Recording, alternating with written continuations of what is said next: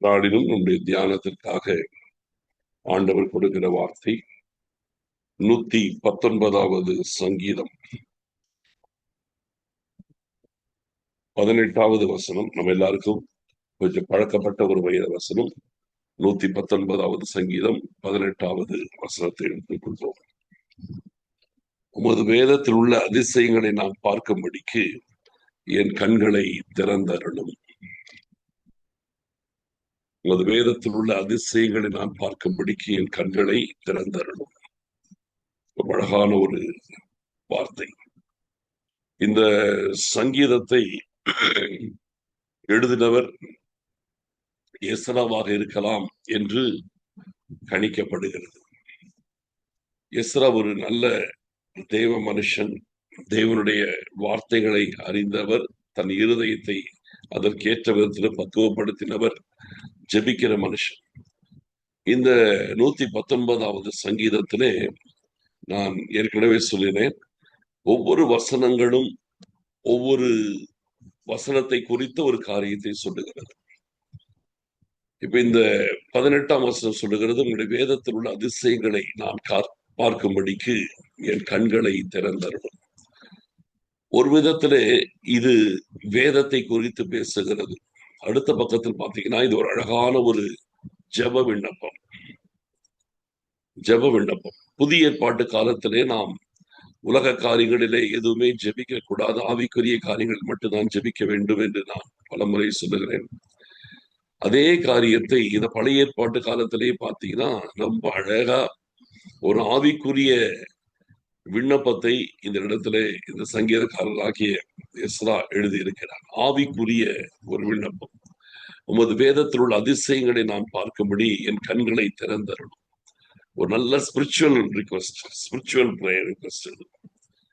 வேதத்தில் உள்ள அதிசயங்களை நான் பார்க்கும்படி, வேதத்தில் உள்ள ஆசீர்வாதங்களை நான் பார்க்கும்படி எழுதல, வேதத்தில் உள்ள அதிசயங்களை நான் பார்க்கும்படி என் கண்களை திறந்தருளும். வேத வசனம் ஜீவன் உள்ளது, எல்லா காலத்திற்கும் உரியது. வானமும் பூமி ஒழிந்து போனாலும் கர்த்தருடைய வார்த்தைகள் ஒழிந்து போவதில்லை. அது எல்லா காலத்திலும் ஜீவனோடு கூட இருக்கிறது. இந்த உலகத்திலே எத்தனையோ புத்தகங்கள் எழுதப்பட்டாலும் அவைகள் எதுவுமே ஜீவன் உள்ளதல்ல.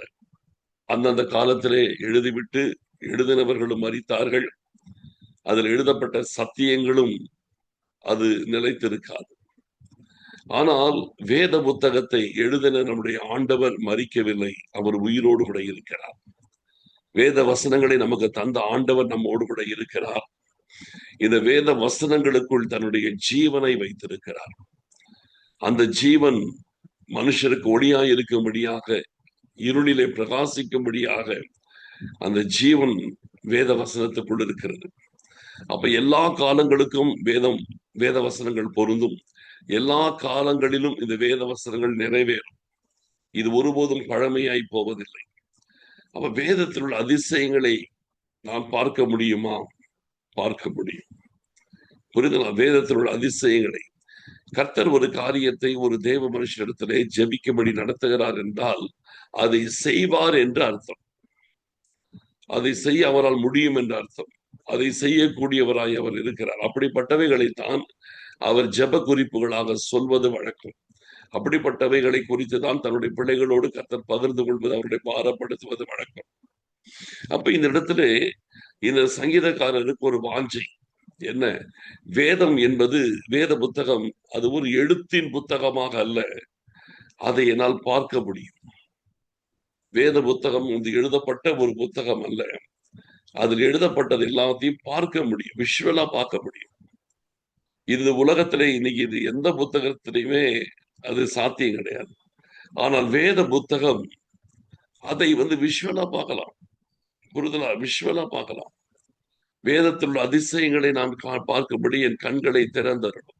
அதில் எழுதப்பட்ட அதிசயங்கள் என்றோ நடந்துவிட்ட ஒரு சரித்திரம் அல்ல, இன்றைக்கும் நடக்கக்கூடியவைகள். புரிதுங்களா? இன்றைக்கும் நடக்கக்கூடியவைகள். வேதத்தில் உள்ள அதிசயங்களை நான் பார்க்கும்படி என் கண்களை திறந்தருளும். அப்போ நம்ம கேள்விப்படுகிறது மாத்திரமல்ல, நாம் வாசிக்கிறது, நாம் சிந்திக்கிறது, அதை அனுபவத்திலே பார்க்க முடியும். இதை சொல்லும் பொழுது நான் வேதத்தில் ஒரு அழகான கேரக்டர் ஏனோக்.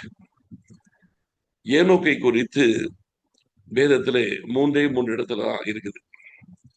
ஆதியாகமத்தின் புஸ்தகத்தில் இருக்கிறது. எபிரேயர் 11 ஆதியாகமத்தின் புஸ்தகம் 5ஆம் அதிகாரத்தில் இருக்கிறது. எபிரேயர் 11ஆம் அதிகாரத்தில் இருக்கிறது. யூதா புத்தகத்தின் ஒரே நிருபத்திலே இருக்கிறது. ஆதியாகமத்தின் புஸ்தகம் 5ஆம் அதிகாரத்துல 21, 22, 23 வசனங்களை பார்த்தீங்கன்னா, ஏனோக்கு மெத்துசுலாவை பெற்ற பின் அவன் 65 வயதாக இருக்கும் பொழுது மெத்துசுலாவை பெற்றான். அதன் பிறகு 300 வருடங்கள் தேவனோடு கூட சஞ்சரித்துக் கொண்டிருந்தான் என்று வேதம் சொல்லுகிறது. அவன் தேவனோடு சஞ்சரித்துக் கொண்டிருக்கையில் காணப்படாமல் போனான். தேவன் அவனை எடுத்துக் கொண்டார். 300 வருஷம் அந்த மனுஷன் தேவனோடு சஞ்சரித்துக் கொண்டிருந்தார். இடைவிடாமல் கர்த்தரோடு இருந்தார். அந்த 300 வருஷம் தேவனோடு சஞ்சரித்துக் கொண்டிருக்கும் பொழுது ஆண்டவர் அவரை எடுத்துக்கொண்டார். அவன் காணப்படாமல் போனான். ஏன் காணப்படாமல் போனான் என்றால் ஆண்டவர் அவனை எடுத்துக்கொண்டார். இது எவ்வளவு பெரிய ஒரு அற்புதமான காரியம். இது எப்படி நிகழ்ந்தது? எப்படி அவருடைய வாழ்க்கையிலே இதை பார்த்தார்? எப்படி இதை அனுபவமாக்கினார்? ஏனோக்கு 300 வருடம் ஆண்டவரோடு சஞ்சரித்துக் கொண்டிருந்த காலகட்டத்திலே இவரும் ஆண்டவரோடு பேசுகிறார், ஆண்டவரும் இவரோடு பேசுகிறார். 300 வருஷம் எவ்வளவு ஒரு நீண்ட காலம் பாருங்க. 300 வருஷம் இவரும் ஆண்டவரோடு பேச, ஆண்டவரையும் இவரோடு பேச, இவர் ஆண்டவரோடு பேச, ஆண்டவர் இவரோடு பேச, ஒவ்வொரு நாளிலும் பல விஷயங்களை 2 பேரும் பகிர்ந்து கொள்ளுகிறார்கள். இப்படியே காலங்கள் போகிறது. ஆண்டவரோடு இணைந்து நடந்து கொண்டே இருக்கிறார். அந்த காலம் பாத்தீங்கன்னா ஒரு மனசாட்சியின் காலம். ஏனோக்கு வாழ்ந்தது ஒரு மனசாட்சியின் காலம். அந்த மனசாட்சியின் காலத்திலே ஏனோக்கு தேவனோடு அவருடைய மனதிற்கு ஏற்ற மகனாக இருந்திருக்கிறார். இப்படி அவர்கள் இணைந்து பேசிக்கொண்டே இருக்கையில் கர்த்தர் பேச பேச பேச பல விஷயங்களை அவருக்கு வெளிப்படுத்திட்டே வர்றார். என்னைக்குமே நம்ம ரொம்ப நேரம் பேசணும்னா நிறைய விஷயங்களை நம்ம சொல்லிடுவோம் இல்லையா? ஒருத்தர் நம்ம ரொம்ப நேரம் அது பேசுறேன்னா நம்ம அறியாமல் பல விஷயங்களை நம்ம சொல்ல ஆரம்பிப்போம். அப்ப ஏனோக்கு அதுவும் ஆண்டவரோடு இணைந்து நடந்த மனுஷன் ஆகினால் ஆண்டவர் சொல்லாமல் இருக்க மாட்டார், எல்லாத்தையும் சொல்லுவார்.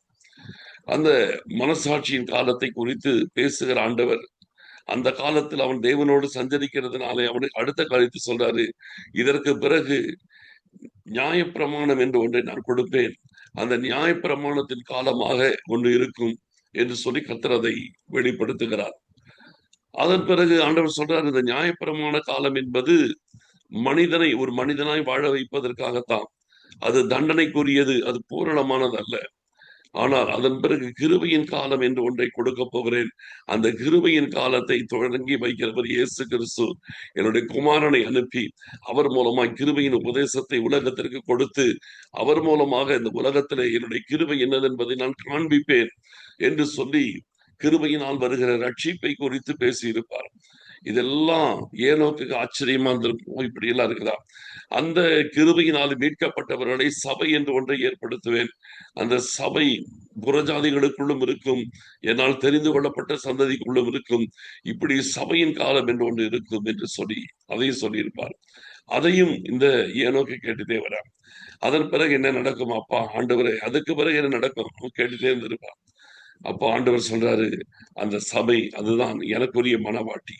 அந்த சபையை என் குமாரனை அனுப்பி முதல் முறையாக அவரை அனுப்பி சபையை தோற்றுவித்தேன். என் குமாரனை மீண்டும் இன்னொரு விசை அனுப்பி நான் ஆயத்தப்படுத்தின அந்த சபையை என்றென்றைக்கு என்னோடு கூட இருக்கும்படிக்கு நான் எடுத்துக்கொள்ளுவேன். இது ஏனோக்கு ஆச்சரியமா இருந்திருக்கும். எடுத்துக்கொள்வீரா? எப்படி? என்னுடைய குமாரன் மத்திய வானத்திலே வெளிப்பட வைப்பேன். அப்பொழுது அவருக்குள் கிறிஸ்துவுக்குள் மரித்தவர்கள் முதலாவது எழுந்திருப்பார்கள். பின்பு உயிரோடு இருக்கும் அடுத்த அவருக்காய் வாழ்ந்து கொண்டிருக்கிற ஒரு கூட்டம் இருக்கும். அந்த கூட்டத்தையும் அப்படியே மறுரூபப்படுத்தி நான் எடுத்துக்கொள்வேன். உயிரோடு இருக்கிறவர் மேல போக முடியுமா? போக முடியும். அவருடைய மறுரூபமாக்கி அவர்களை நான் எடுத்துக்கொள்வேன். இதெல்லாம் கேட்கும் போது ஏனோக்கு ஆச்சரியமா இருந்திருக்கும். இப்பொழுது ஏனோக்கு ஆண்டவருடைய வாயின் வார்த்தைகளினாலே நடக்க போகிறதை கேள்விப்படுகிறார். ஆண்டவருடைய வார்த்தை அவருக்கு கிடைக்கிறது. சபை எடுத்துக்கொள்ளப்படும். கர்த்தர் தாமே ஆரவாரத்தோடும் பிரதான தூதனுடைய சத்தத்தோடும் தேவ எக்காலத்தோடும் வானத்திலிருந்து இறங்கி வருவார். அப்பொழுது கிறிஸ்துவுக்குள் மரித்தவர்கள் உயிரோடு எழுந்திருப்பார்கள். பின்பு உயிரோடு இருக்கும் நாமும் அவருக்கு எதிர்கொண்டு போக மேகங்களின் மேல் ஆகாயத்தில் எடுத்துக் கொள்ளப்பட்டு இவ்விதமாய் என்றென்றைக்கும் கர்த்தரோடு கூட இருப்போம் என்று 1 தெசலோனிக்கேயர் 4 அதிகாரம் 16, 17, 18 வசனங்களிலே சொல்லப்பட்ட காரியங்கள் எல்லாம் ஏனோக்குக்கு விவரிக்கப்படுகிறது. ஏனோக்கு அதை ஆர்வத்தோடு கேட்கிறார். இப்பொழுது அவருக்கு வார்த்தை கிடைத்து விட்டது. ஆண்டவருடைய வார்த்தை வந்தது. இப்ப ஏனோக்குடைய இருதயம் இயங்குகிறது. இந்த வார்த்தையை நான் பார்க்கணும். நான் கேள்விப்பட்ட இந்த வார்த்தையை நான் பார்க்கணும். நான் கேள்விப்பட்ட இந்த வார்த்தையை நான் பார்க்கணும்.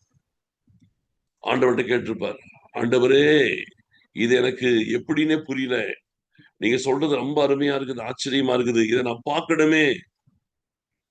ஆண்டவர் சொல்லி இருப்பார், இதை நீ பார்க்கணும்னா நீ விசுவாசித்தால் தேவனுடைய மகிமை காண்பாய். நீ விசுவாச நீ பார்ப்ப. எப்படி? ஆண்டவர் சொல்றாரு, விசுவாசம் இல்லாமல் தேவனுக்கு பிரியமாய் இருப்பது கூடாத காரியம். தேவனிடத்தில் சேருகிறவன் அவர் உண்டென்றும் தம்மை தேடுகிறவர்களுக்கு பலன் அளிக்கிறவர் என்றும் விசுவாசிக்க வேண்டும். இதை ஏனோக்கு ஆண்டவர் சொல்லிக் கொடுக்கிறார். ஏனோக்கு மரணத்தை காணாதபடிக்கு அவன் எடுத்துக் கொள்ளப்பட்டான். அவன் எடுத்துக் கொள்ளப்படுவதற்கு முன்பதாகவே தேவனுக்கு பிரியமானவன் என்று சாட்சி பெற்றான். விசுவாசம் இல்லாமல் தேவனுக்கு பிரியமாய் இருப்பது கூடாத காரியம். ஏனென்றால் தேவனிடத்தில் சேருகிறவன் அவர் உண்டென்றும் அவர் தம்மை தேடுகிறவர்களுக்கு பலன் அளிக்கிறவர் என்றும் விசுவாசிக்க வேண்டும் என்று எபிரேயர் 11 அதிகாரம் 5, 6 வசனங்களிலே ஏனோக்கை குறித்து வேதம் சொல்லுகிறது. இந்த காரியத்தை கர்த்தர் ஏனோக்கு சொல்லிக் கொடுக்கிறார். நீ விசுவாசம் இல்லாமல் எனக்கு பிரியமா இருக்க முடியாது. நீ விசுவாசித்தால் நீ மரணத்தை காணாதபடி எடுத்துக் கொள்ளப்படுவாய்.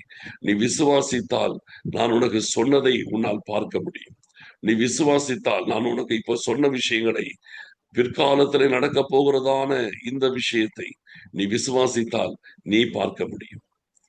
அப்போ வேத வசனம், தேவனுடைய வார்த்தை ஏனோக்கு வந்திருக்கிறது. ஏனோக்கு அதை விசுவாசித்தார். அதை தன் வாழ்க்கையின் அனுபவமாய் பார்த்தார். வேத புத்தகம் நம்ம கையில எழுதி கொடுக்கப்பட்டிருக்கிறது. அதை விசுவாசித்தால் அனுபவத்திலே பார்க்க முடியும். அதை விசுவாசித்து அதற்கேற்ற விதத்திலே நாம் வாழும் பொழுது, தேவனோடு சஞ்சரிக்கும் பொழுது அது சாத்தியமாகும். விசுவாசிக்க வேண்டும், தேவனோடு சஞ்சரிக்க வேண்டும். அப்பொழுது அதை அனுபவத்திலே பார்க்க முடியும். அதைத்தான் இந்த இடத்திலே நாம் பார்க்கிறோம்.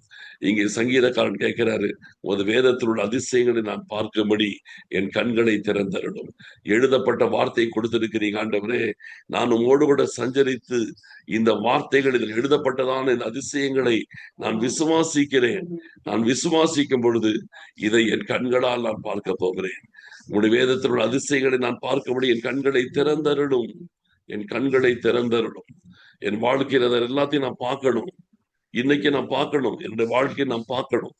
எழுதப்பட்டதை எழுதப்பட்டதாகவே படிச்சுட்டு போகக்கூடாது. அதை நான் பார்க்கணும் ஆண்டவரே. அதுதான் அவருடைய ஜெப விண்ணப்பம். இன்றைக்கும் தெய்வ பிள்ளைகள் வேத புத்தகத்தை ஏதோ சரித்திரமாக ஆச்சரியமாய் படித்து விட்டு போகிற புத்தகம் அல்ல. அதில் எழுதப்பட்டதை பார்க்க வேண்டும் என்ற வாஞ்சை கொடுக்க வேண்டும். எழுதப்பட்ட ஒவ்வொரு காரியங்களையும் நீங்கள் பார்க்க வேண்டும் என்ற விசுவாசம், ஒரு வாஞ்சை உங்களுக்கு இருந்தால் நிச்சயம் அதில் எழுதப்பட்டது அத்தனையும் நீங்கள் பார்ப்பீர்கள். ஒவ்வொருவருடைய வாழ்க்கையிலும் என்னென்ன நடந்தது அது எழுதியிருக்கிறது. ஏன் எழுதியிருக்கிறது? அதை நீங்கள் பார்க்கும்படி எழுதியிருக்கிறது. சாராளுக்கு 100 வயதிலே குழந்தை பிறந்தது என்று, 90 வயதிலே சாராளுக்கும் 100வது வயதில் இருந்த ஆபிரகாமுக்கு குழந்தை பிறந்தது என்று எழுதியிருக்கிறது. அதை விசுவாசித்தால் பார்க்க முடியும். ஏனோக்கு தேவனோடு சஞ்சரித்துக் கொண்டிருந்தார். அவர் சஞ்சரித்துக் கொண்டிருக்கையில் அப்படியே எடுத்துக் கொள்ளப்பட்டார். இதை விசுவாசித்தால் இயேசு கிறிஸ்துவின் வருகையில் அப்படி எடுத்துக் கொள்ளப்படுகிற அனுபவத்தை பார்க்க முடியும். இயேசு கிறிஸ்து செய்த அற்புதங்கள் எல்லாம் வேதத்தில் எழுதப்பட்டிருக்கிறது. அதை அப்படி விசுவாசித்தால் நம்முடைய வாழ்க்கையிலும் அதை நாம் பார்க்க முடியும். எந்தெந்த காரியங்கள் எல்லாம் எழுதப்பட்டிருக்கிறதோ ஆண்டவரோடு சஞ்சரித்துக் கொண்டிருந்து அதை நாம் விசுவாசத்தோடு பார்க்கும் பொழுது அது நம்முடைய வாழ்க்கையிலே நிறைவேறும். நம்முடைய வேதத்தில் உள்ள அதிசயங்களை நான் பார்க்கும்படி என் கண்களை திறந்தருடும். வேதத்தில் உள்ள வசனங்கள் எல்லாத்தையும் பார்க்க வேண்டும் என்று வாஞ்சை கொடுக்க வேண்டும். சும்மா படிச்சுட்டு போகாதீங்க, அதை பார்க்கணும்னு ஆசைப்படுங்க.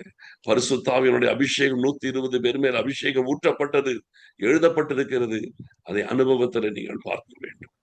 எழுதினதை ஏதோ பெந்தகோஸ்தே நாளிலே நடந்தது என்று படித்து விட்டு போயிட்டு இருக்க கூடாது. அதை நீங்கள் பார்க்க வேண்டும், பார்க்கணும். ஆண்டவருடைய கிருபைகள், ஆண்டவருடைய வரங்கள், ஆண்டவருடைய வல்லமைகள் எழுதப்பட்டிருக்கிறது. அதை எழுதப்பட்டதை வாசித்து விட்டு போகக்கூடாது. அதை நான் பார்க்க வேண்டும். எழுப்புதலை குறித்து வேதம் எழுதியிருக்கிறது. எழுப்புதலை குறித்து எழுதப்பட்ட காரியத்தை நான் வாசிக்கிறது மாத்திரமல்ல, அந்த எழுப்புதலை நான் பார்க்க வேண்டும். இதுதான் நம்முடைய உள்ளத்தின் ஆழத்தில் எதெல்லாம் எழுதப்பட்டிருக்கிறதோ அது எல்லாத்தையும் நான் பார்க்க வேண்டும். எழுதப்பட்டவைகளை எல்லாம் நான் பார்க்க வேண்டும். நம்முடைய வேதத்தில் உள்ள அதிசயங்களை நான் பார்க்கும்படி என் கண்களை திறந்தருளும். இந்த காரியத்தை நீங்க வாஞ்சிப்பீர்கள் என்றால், விசுவாசிப்பீர்கள் என்றால், ஆண்டவரோடு இணைந்து நடப்பீர்கள் என்றால், இது நமக்கு ஒரு சாத்தியமாக இருக்கும். ஜெபிக்கலாம். ஸ்தோத்திரம். நன்றி அப்பா. எங்கள் அருமையான பரிசுத்தமுள்ள பிதாவே, எமக்கு நாங்கள் நன்றி செலுத்துகிறோம் அப்பா. உமது வேதத்தில் உள்ள அதிசயங்களை நான் பார்க்கும்படி என் கண்களை திறந்தருளும் என்று சொல்லி நாங்கள் பார்க்கிறோமே அப்பா. இந்த வாஞ்சை, இந்த தாகம், இந்த தரிசனம் எங்கள் ஒவ்வொருவருக்குள்ளும் உண்டாயிருக்கட்டும். வேத வசனங்கள் ஏதோ ஒரு சரித்திர புத்தகம் அல்ல, யாருக்கோ நடந்தது எழுதி வைக்கப்பட்ட ஒரு சாதாரண புத்தகம் அல்ல. அது ஜீவனுள்ள வார்த்தைகள், அதற்குள் ஜீவன் இருக்கிறது. அந்த எழுதப்பட்ட அத்தனை சம்பவங்களும் இன்றைக்கும் சம்பவிக்க முடியும். சம்பவித்ததாக எழுதப்பட்ட அத்தனை காரியங்களும் இன்றைக்கு மறுபடியும் சம்பவிக்க முடியும். அப்பா, வேதத்தில் உள்ள அதிசயங்களை நாங்கள் பார்க்கும்படி எங்கள் கண்கள் திறக்கப்படுவதாக. வேதத்தில் உள்ள அதிசயங்களை எங்கள் சொந்த கண்களால், அந்நிய கண்கள் அல்ல, எங்கள் சொந்த கண்களால் காணும்படி தேவரீர் எங்கள் ஆவிக்குரிய கண்களை திறப்பதற்காக சோத்திரம். எங்கள் வாழ்க்கை உமக்கென்று திறக்கப்பட்டதாக இருக்கட்டும். உம்முடைய வேதத்தில் உள்ள அதிசயங்களை நாங்கள் பார்க்கும்படி எங்கள் கண்களை நீங்க திறந்து ஆண்டவரே, உம்முடைய வேதத்தின் அதிசயங்களை பார்க்கும்படி கர்த்தர் செய்வதற்காக சோத்திரம், சோத்திரம், சோத்திரம், சோத்திரம், சோத்திரம். தொடர்ந்து வழி நடத்துங்க, ஆசீர்வதிங்க, காத்துக் கொடுங்க. துதிகன மகிமை யாவும் நாங்கள் உமக்கு செலுத்துகிறோம். இயேசு கிறிஸ்துவின் மூலம் ஜெபிக்கிறோம் நல்ல பிதாவே, ஆமென். என் ஆத்துமாவே கர்த்தரை சோத்திரி, என் முழு உள்ளமே அவருடைய பரிசுத்த நாமத்தை சோத்திரி. என் ஆத்துமாவே கர்த்தரை சோத்திரி, அவர் செய்த சகல உபகாரங்களை மறவாதே. ஆமென்.